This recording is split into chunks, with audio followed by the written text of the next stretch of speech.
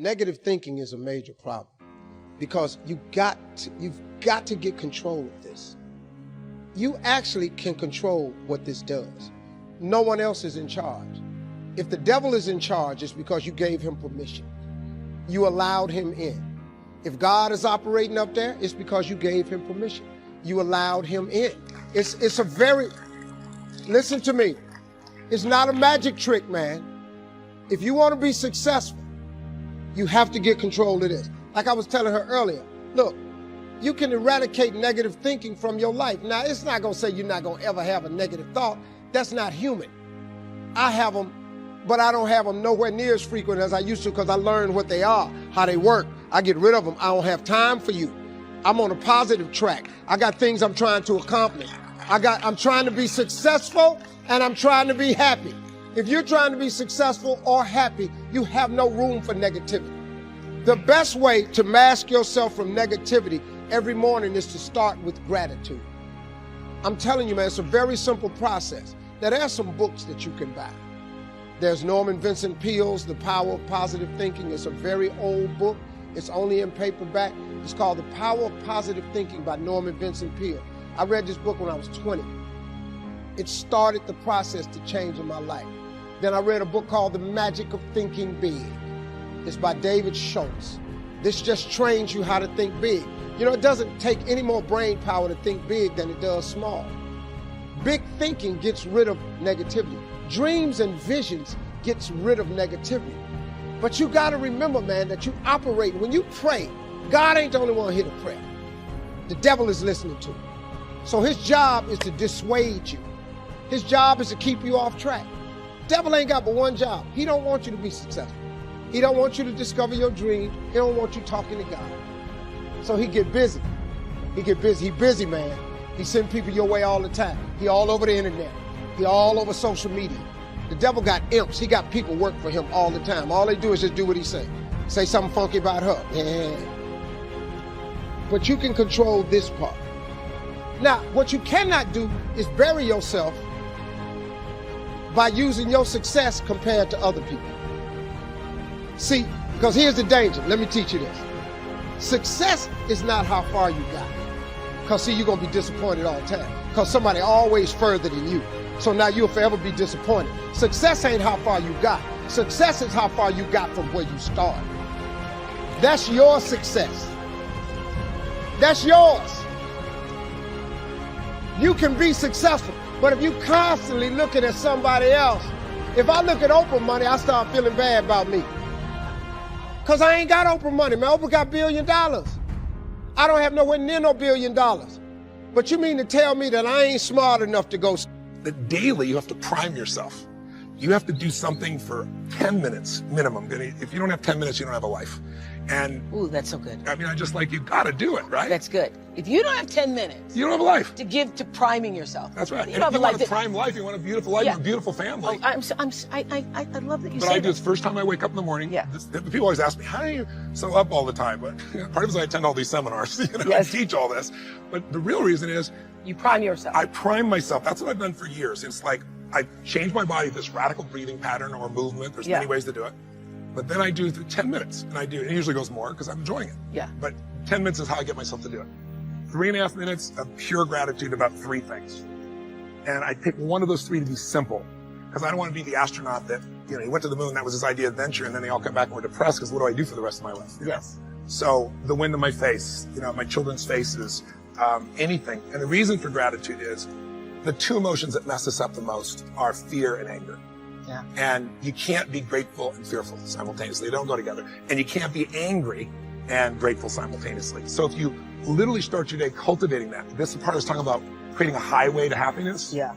And then I do 3 minutes of my 3 to thrive. What are 3 outcomes or results I'm really committed to? And I see them as done and fulfilled. And in 10 minutes. For that day? I usually look at something at 6 months to 12 months out. Wow. Something that's a little bigger. And then what I feel is fulfilled and done, and I get thanks for it. And at the end of those 10 minutes, and usually it's 15 or 18 for me, I am so wired. Now, I've done that for years. It's been the basic. What's different with suffering is measuring it moment to moment over. And then the third one for me is okay, how do I love more? Love to me is an action. It's not a word, it's not an emotion. It's like, if you love, you act accordingly. So love, and what can I do in a loving way, and then what can I be grateful for? And that little 3-step process ends the suffering. 70% of the time, people live in stress, and living in stress is living in survival. Now, all organisms in nature can tolerate short-term stress. You know, a deer gets chased by a pack of coyotes. When it outruns the coyotes, it goes back to grazing and the event is over. And the definition of stress is when your brain and body are knocked out of balance, out of homeostasis. The stress response is what the body innately does to return itself back to order. So you're driving down the road, someone cuts you off, you jam on the brakes, you give them the finger, and then you settle back down and the event is over and boom, now everything's back to normal. But what if it's not a predator that's waiting for you outside the cave, but what if it's your coworker sitting right next to you? And all day long, you're turning on those chemicals because they're pushing all your emotional buttons. When you turn on a stress response and you can't turn it off, now you're headed for disease because no organism in nature can live in emergency mode for that extended period of time. It's a scientific fact that the hormones of stress downregulate genes and create disease, long-term effects. Human beings, because of the size of the neocortex, we can turn on the stress response just by thought alone. We can think about our problems and turn on those chemicals. That means then our thoughts could make us sick. So if it's possible that our thoughts could make us sick, is it possible then our thoughts could make us well? The answer is absolutely yes. All of you have targets, things that you're after. If you're going to get a new result, if you're going to grow your business, if you're going to be able to support your mom, if you're going to get rid of the anxiety, if you're going to be able to overachieve and not have all that fear inside of you, you obviously need to get a new result. You're going to have to get new action. We all know that. You don't get new results with old action. What human beings can do is amazing. What they will do is usually disappointing. It's not because we're not capable of it. It's because we don't have new actions because we get in certain emotional states that dominate us, like anxiety, like fear of failure. So if you're in a state of fear, you're going to behave very differently and get very different results than if you were in a place of being courageous or bold or warm or connected or playful, any of those. So the most important key to changing your life in any situation is to change results, you got to change behavior. But to change behavior, you got to change the emotional state you're in. The fact is this. You are playing the program 95% of the day, meaning your life is a printout of your program.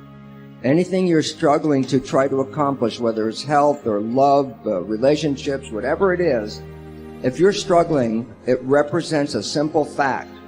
Your subconscious programming doesn't support that conclusion. So the fact is, what are my programs? Look at your struggle. And wherever you're struggling, the struggle is not because the universe won't provide for you. The struggle is an internal job. The struggle is you're trying to overcome previous programming that prevents you to go to that destination. So the wonderful part about this understanding is you don't have to review your life. You can look right now. At this one moment, just look in your head and say, what are the things that I keep trying to get? And they seem to be elusive. I can't get them. They're always out of reach. I say, the universe is not holding back. It's your own invisible subconscious behavior.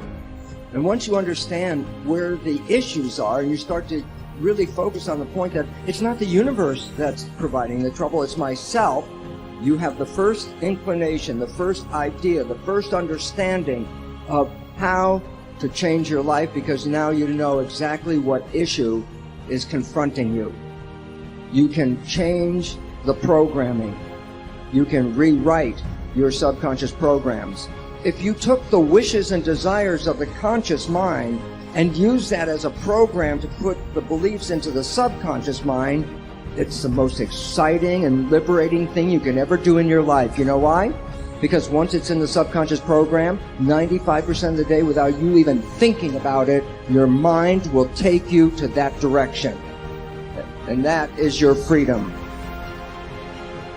I define concentration as the ability to keep that awareness on one thing for a prolonged period of time. So if I can keep my awareness on Eric and not drift away and think about the wedding, or drift away and think about the vacation, or what I'm going to do later, then I'm concentrating on Eric. Every time it drifts away, I bring it back. And the more I practice this, the more I practice concentration. So concentration is the ability to keep your awareness on one thing for a prolonged period of time. And that's a very simple definition of concentration. How do you get better at concentration? You practice this. You practice this 24 hours a day, 7 days a week. And it's the only way to get good at it. And what's the best way to practice it? The best way to practice it is to integrate it into everything that you do in your life. Not to meditate 10 minutes in the morning. It doesn't work. You really need to look at your life the same way a sprinter in the Olympics looks at his life. We've all heard of Usain Bolt, the man that won the gold medal twice, 2 Olympics in a row, broke the world record. I don't know anything about him, to be honest. But if I was looked at him, I would assume he goes to the gym. Right? If you look at him, he's pretty ripped. He obviously sprints, he practices running, probably does a lot of long distance, he probably does a lot of stretching as well, I'm sure he gets massages. He looks like he eats the right kind of food. Drinks the right amount of water, takes vitamins. His whole day is so disciplined.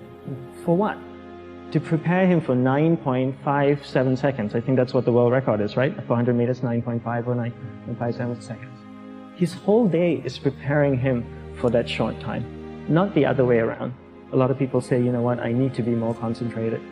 So you know what, I'm going to meditate in the morning. I'll sit down for 2 minutes. Okay, now I'm Zen master. And the remaining 23 hours and 58 minutes, they just go about being ordinary and crazy. How does that work? How would you change? It's not balanced at all. So if for 23 hours and 58 minutes you are not being concentrated, you allowed your awareness to jump from one thing in your mind to another thing, to another thing, to another thing, to another thing, in an uncontrolled way, what would you be good at? The best way to do it is pick a few opportunities in your everyday life. For example, we all speak with people. When I speak with somebody, I give them my undivided attention. I keep my awareness on them, and the conversation is really brief. Why? Because we're concentrated. We're not being distracted. A 10-minute conversation normally just takes 3 minutes because you're just so focused. And out of a prolonged concentration comes the wonderful power of observation. You just become more observant, and when you become more observant, you see solutions quicker and you solve things quicker. And it's a wonderful, powerful feeling when somebody is concentrated on you and not being distracted. The only way to break a habit, you guys, is not to deal with the triggers. You're never going to get rid of the stress in your life, but you can 100% change your pattern of avoiding work. It's this fear of discomfort. People have this extreme feeling in their mind when it comes to their associations with exercise. That's one of my first feeling, that I could hit the ball from any part of the court and feel like I could do it with closed eyes and make it and know exactly where it's going. It made an impression on me. And since then, for the past 33 years, I've looked in the mirror every morning and asked myself, if today were the last day of my life, would I want to do what I am about to do today? If you try and change yourself according to thinking that, oh, I'm going to a different country, or, you know, I need to please, or I need to not be alien enough, or you're overthinking it. So that's that one voice. This other voice that we walk very far away from is the voice saying, hey man, you ain't doing shit. So what you have to do first is turn up this voice over here. The voice saying things to you that aren't nice. Your body is like a race car that you can juice up yourself. Like, you can add the fat tires, you can add the improved suspension, you can beef up the horsepower in the engine. You can do all that yourself. You have to be open to understand and accept the fact that you won't know everything. Right. And people won't know everything about you. So it's an education. I'm enjoying so much.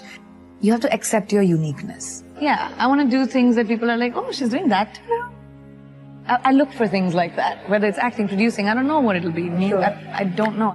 If you want to be an anomaly, you have to act like one. Like, people want all these special things to happen, but then they're acting like everybody else. Victory. I wanted to win. Not like beat somebody else.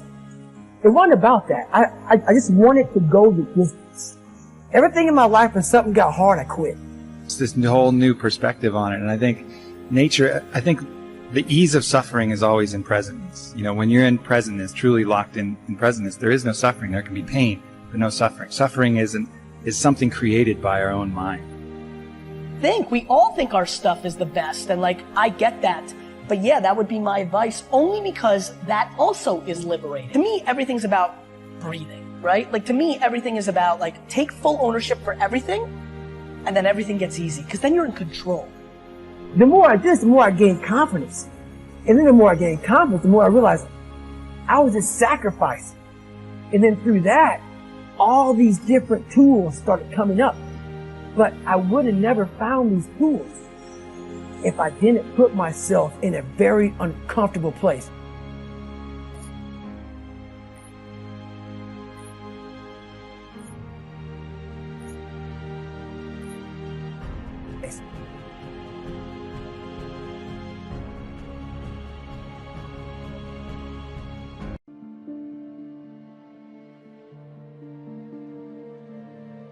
Whatever threatens you, I'm asking you to threaten it back. Take care of your responsibility, but don't take anything off of anybody. Somebody wants to destroy your chances for a good future by their negative talk, negative thinking, putting it all down. I'm telling you, walk away if you have to. Walk away. Whatever threatens you, threaten it back. Whatever threatens your opportunity, threaten it back. Now, some of our enemies are on the outside. So you need that strong why to keep you focused, to ignore all the other obstacles and opportunities, to really go after that thing and to have tested. You've tried a lot of things. You did not prematurely optimize. So I know that this one is good for me. I know that I'm not, because a lot of people, they end up they like the beginning. And so in the beginning, I know why I'm here. I'm ready to fight. This is good. And then as time wears on, laziness kicks in. They like distraction. Maybe they have ADHD. They want the next dopamine hit. They pick up their phone and suddenly they think it's, oh, well, this, Tom said to only do the one that gives me more energy. This doesn't give me enough energy. I'm going to go try something else. I would say once you've done the early exploration, of 15, 20 different things and found some that give you more energy than they take, then if more than 3 times you find yourself starting only to stop and want to start over again, that is, you're lacking grit. Was an accomplishment. Me losing 10 pounds and then 50 pounds. And then the more I did this, the more I gained confidence.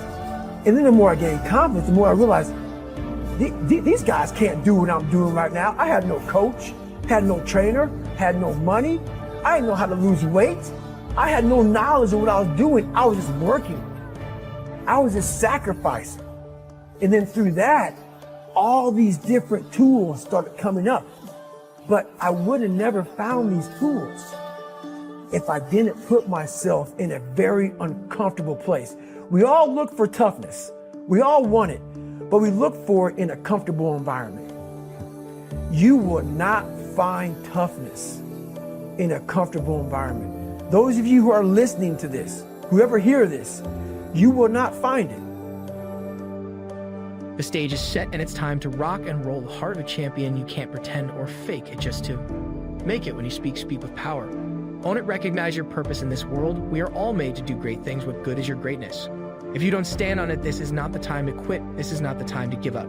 But you got to keep on fighting. Yes, darkness is upon you, but there will come a time the sun will shine. This is the opportunity of a lifetime. But the time has come for you to succeed, for you to understand that you've got a mission. Don't let the losses keep you down. The mind is a powerful weapon. Resurrect yourself from the pit of darkness. When the rest of the world says no to you, you say yes. But here's the most important thing to understand. Some of our enemies are on the inside. Let me give you a quick list. Indifference. You got to do battle with your own indifference. Boy, it's easy to coast, especially if you've accomplished something, extraordinary. Now, somebody says, I got to relax. Here's the key. Not too long. The weeds will take all you plant if you rest too long. Angela Duckworth has a book called Grit where she addresses this, but basically you have to at some point draw a line in the sand and say, look, I know that in the early phases of this, I loved it. Now I just need to push through the boring stuff by knowing why I'm doing this and having a desire to progress in my life, which is incredibly important. And I'm going to do that by gaining mastery in the skills that I would need to master in order to be good at this thing. And then you commit and you go. All right, that's how that's done. Next, I struggle with the consistency aspect of discipline. What advice do you have for someone like me? All right. So first of all, you want to set yourself up in the way that we were talking about earlier to make consistency the default answer. So we go to bed at the same time. We have our meal plan prepped out. So we don't have infinite ingredients in the house and a bunch of junk food. It's like we have the ingredients we need to make the food that we want to make. Our gym clothes are right next to the bed, all of that stuff. So we are setting ourselves up so that the right answer is the easiest answer. Indecision. You got to make those decisions.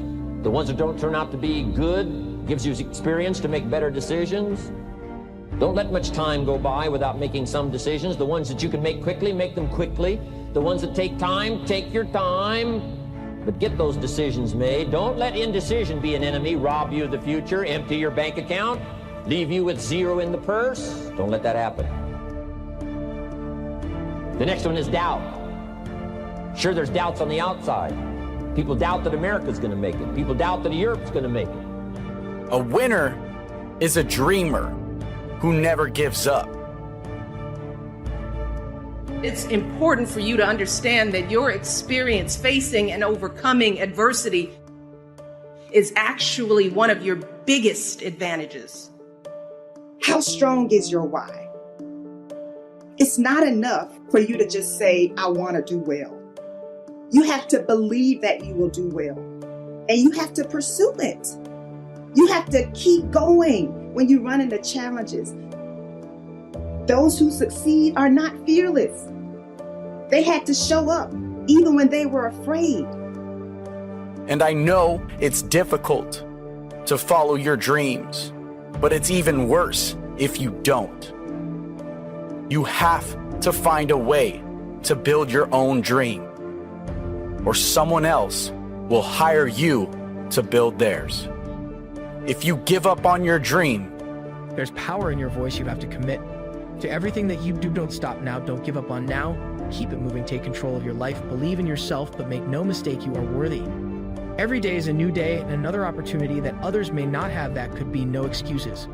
Life, how beautiful it is, how amazing it is to be able to rise up in the morning and have that sunshine on your face rather than on your grave. What makes life so unique and so beautiful? It is beautiful because wherever you have that you may be facing, what you may be dealing with, life is still good.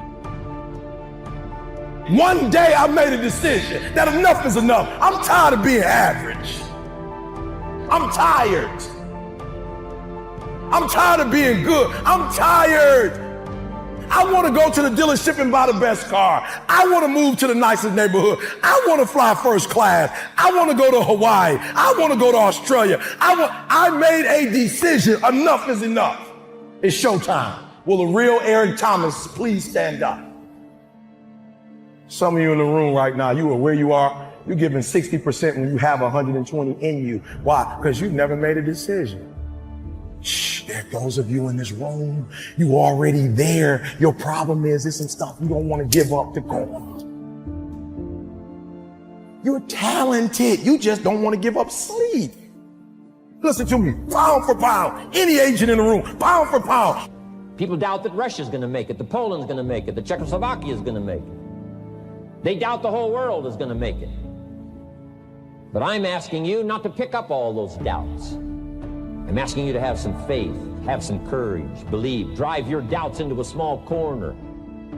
Don't let them loose like a mad dog, drive you into... Life has so many moving parts, but life is always good. Every day is a new day and another opportunity that others may not have. This life that you've been given, this life that you are temporarily holding on to, this life that has been just given to you for only temporary reasons, has more meaning than you can ever imagine. So many people in the world take life for granted instead of realizing that you have to take the opportunity to live it the best way you know how. Now in this journey of life, you're going to face a significant amount of circumstances, a significant amount of challenges. You're going to fall into areas that you cannot understand. Motivational speaker, pound for pound. Entrepreneur, pound for pound. Athlete, pound for pound. Weightlifter, pound for pound. Whatever you do, I guarantee you, when you do it, nobody can do it like you do it. The problem is you don't hardly do it. You love sleep too much. You love that alcohol too much. You love that substance too much. You love that vice too much. There's something that you love more than yourself, than your dreams, than your goals. Watch what happens when you have a goal that only has 2 reasons. See how long that lasts. Watch a goal that has 50 reasons and see how. There's somebody called me the other day on an interview, stupid question. E.T., what do you feel like on the days that you don't feel like? I said, ask the question again, please. Well, what do you do on the days that you don't feel like? So I'm gonna be honest with you, I'm way past that. Every day I feel like it. Every day I feel like eating. Every day I feel like giving my wife the best life. Maybe it's not in a position for you to understand at that moment when you start to feel that you are in a position that you don't love your life, then shame on you because your life is a beautiful thing. And no one deserves to ruin it, no one deserves to control it. No one deserves to steal your joy. Your life is your life, and you have the right to live it the best way you can. You must discipline yourself and take full control and responsibility for the outcome, or whatever it is that you are seeking at this moment. There are going to be times that you will see something that is standing right before you, and you may not even believe that it's a reality.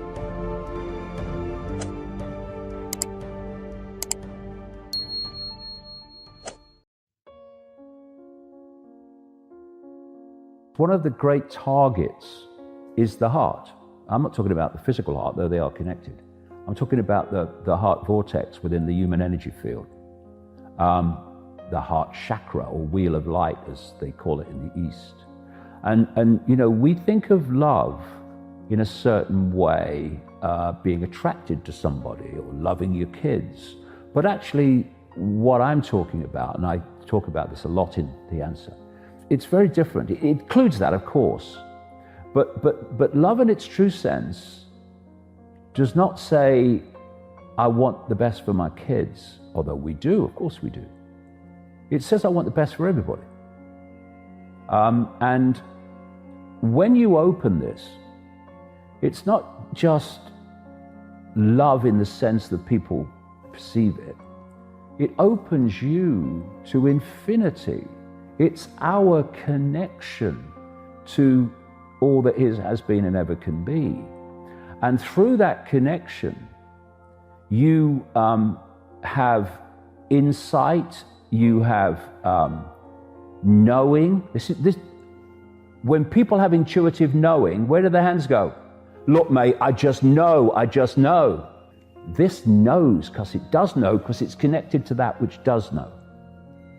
And when you open your heart, you're opening your connection to a level of awareness that allows you, first of all, to see the connections, because you're coming from that level where everything is one. Therefore, you can see the connections in the reality you're experiencing. But one definition I would give for this kind of love is the absence of fear. I would call evil the absence of love. I think that's what evil is. It's the absence of love. You infuse love into evil, it's not evil anymore. It's the absence of love. And this is what this cult is. It's the absence of love. That's why it does what it does. But it's also the absence of fear. Because once you open to this insight, this self-identity, you know there's nothing to fear. Because whatever happens, whatever experiences we're having, there'll be another one along in a minute, we are always an expression, a point of attention within all that is, has been, and ever can be. And however bad the experience we're currently having, that is what we always are. All that is, has been, and ever can be. And so, this does not fear. This will always do what it knows to be right, and therefore does not consider consequences for doing what it knows to be right, because it would never consider doing anything but what it knows to be right. Thus, consequences are irrelevant. This says, I'd like to do this, but what are the consequences? And you'll always find a list of consequences why you wouldn't do it. This says, I do what I know to be right. Consequences, therefore, are not even a conversation. And one of the great fears that people have, well, it's the foundation fear, I think, is the fear of the unknown, which manifests as the fear of death. And the manipulation of the fear of death is the manipulation of this pandemic. Intellect will be useful only depending upon what it is identified with and what is held, what holds this, how steadily. So the next dimension of the mind, the first one is called as buddhi, which is the intellect. The second one is called as ahankara. Ahankara does not mean ego, this, that, it means the identity. Whatever you identified with, your intellect functions only around that. Simple, if you just identify with a nation, if you say, I'm an Indian, everything Indian looks beautiful. If you cross the border and you say you're something else, all that looks beautiful. So whatever you identified with, it's only with that the intellect functions. So ahankara is the identity. How consciously and how steadily your ahankara has been created will determine the effectiveness of your intellect.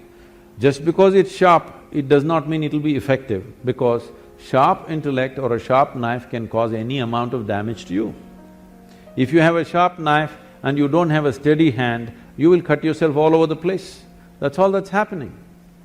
Human suffering is just this. You don't know how to hold this intellect in your hand properly. Every day you're cutting yourself.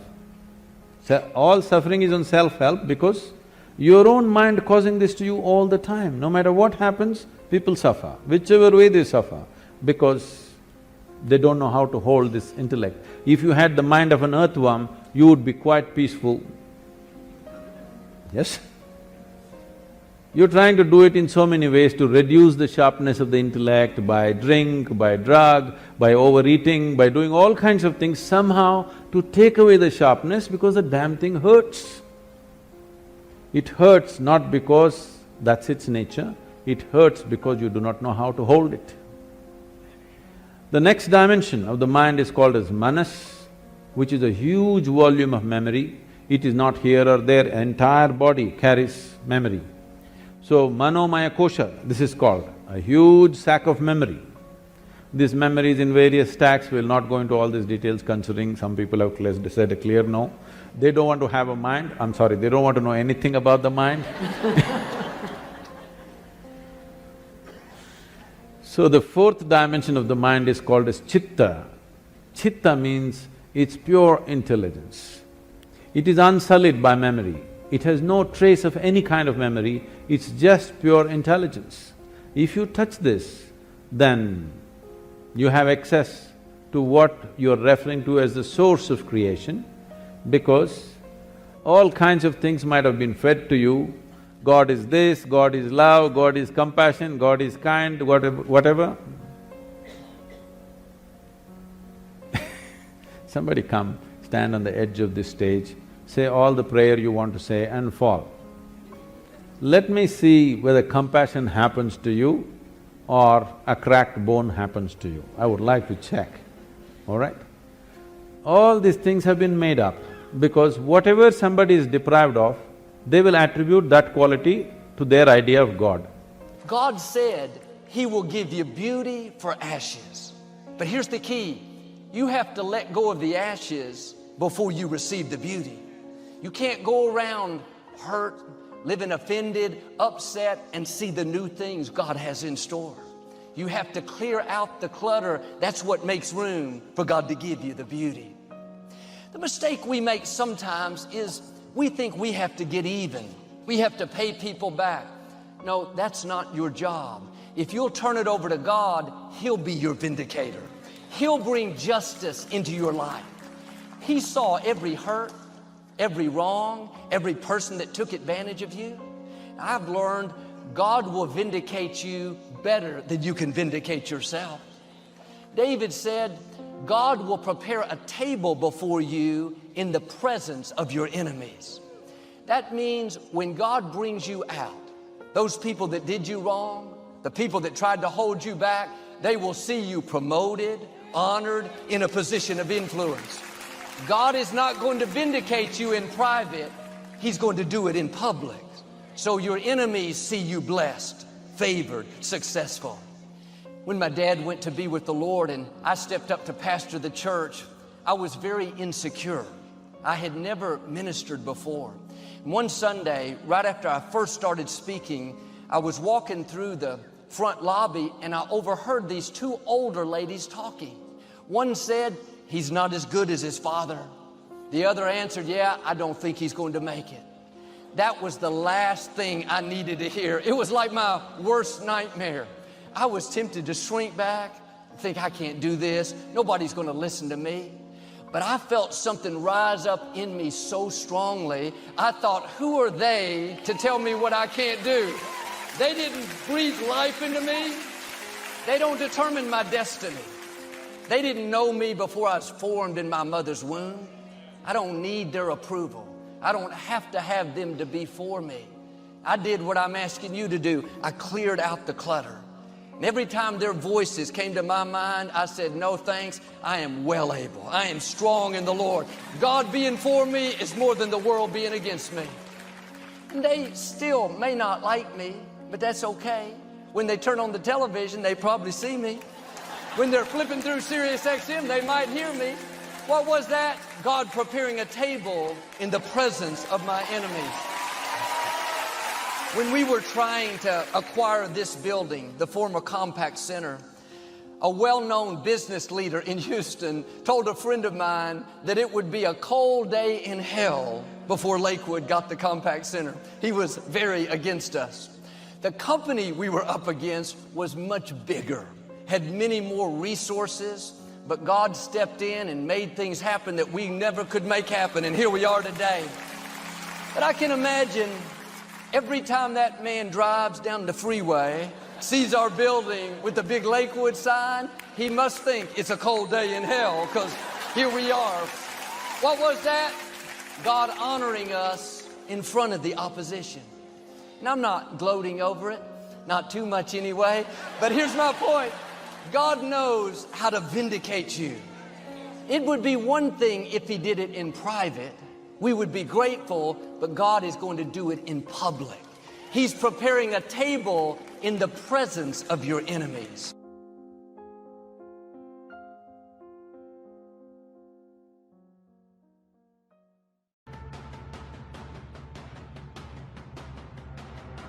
Everything that exists, everything within all creation, manifests through the harmonic vibration of light and sound. Everything that exists is light and sound. Everything that exists is, at its most basic form, simply pure energy.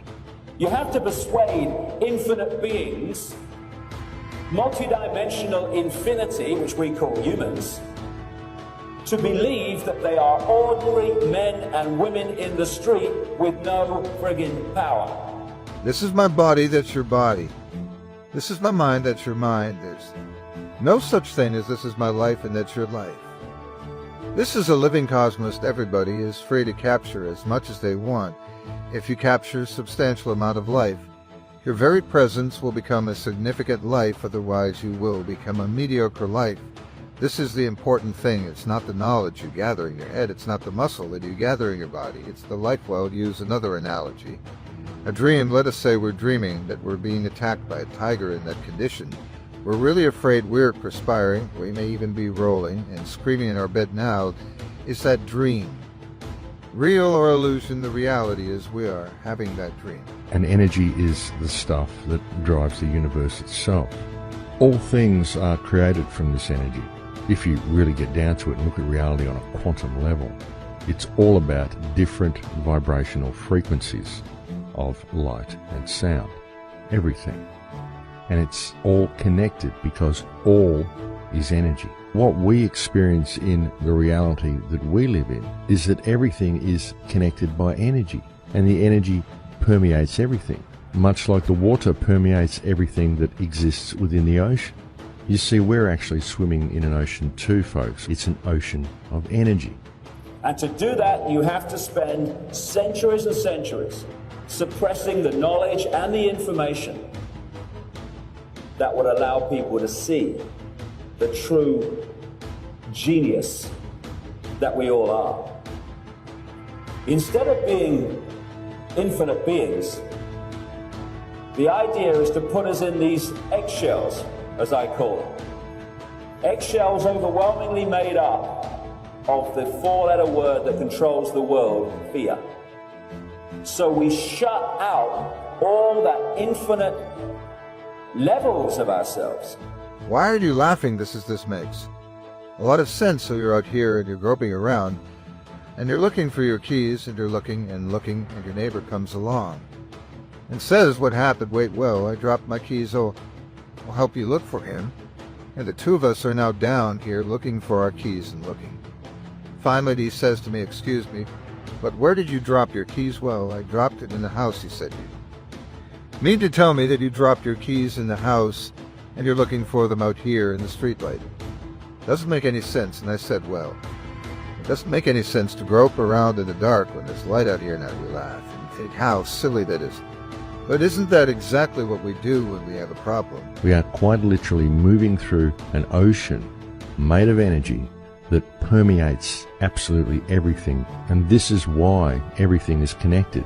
This is why everything is one. Everything comes from a single source. And this is how we are connected, and it's how we are also completely separate. Now, when you really begin to get a grasp on this, and you really begin to figure out what's going on here, and you realize that the body is simply a biological computer that's downloading a specific frequency that you experience as yourself, you really begin to question why human consciousness is in such a disunited state. You begin to see how easy it would actually be to change reality. And you have to also begin to question how we got into this disunited state. We only have 3% of our DNA active. We're only experiencing a very, very small bandwidth of reality. And that most of our body's shut down. Our pineal gland is completely inoperative. All that knowledge, inspiration, wisdom, understanding, instinctive knowing, and we operate in a fraction of who we are. Only then can the few control the mass. And if people think, and I understand it, that a few people couldn't control this planet because there's too many people to control, well, they just have to look at what happens to herds of sheep every day all over the world. If those sheep expressed their uniqueness and didn't succumb to fear, they thought for themselves, it would be impossible to control those sheep. But how is it done then? We find that we have actually out-sheeped the sheep. We have dispensed with the sheepdog. We police each other. The reality there are tigers somewhere the illusion is we're identifying with it. We're thinking that that is me in this dream, and the tiger is about to eat me.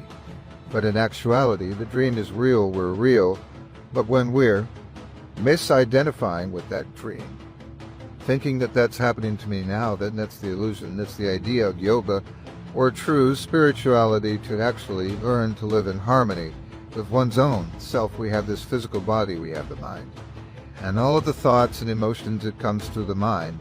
But who are we? I'm seeing through my eyes, I'm hearing through my ears, I'm touching through my flesh, I'm tasting through my tongue, I'm thinking through my brain, and I'm loving through my heart.